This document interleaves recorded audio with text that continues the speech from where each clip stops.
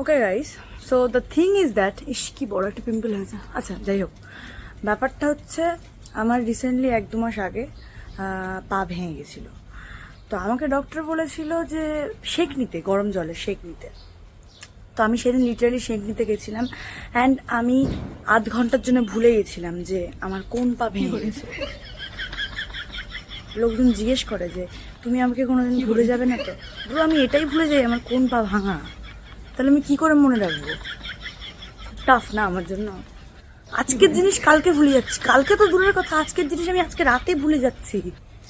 সকালের জিনিস 2 ঘন্টা পরেই ভুলে যাচ্ছি আমি।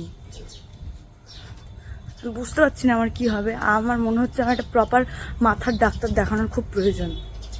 আমি কিছু মনে রাখতে পারছি না। আমার খুব মানে খুবই বয়স্ক একটা সিনড্রোম আসছে। যাই হোক, এটুকুই বলার ছিল। বাই।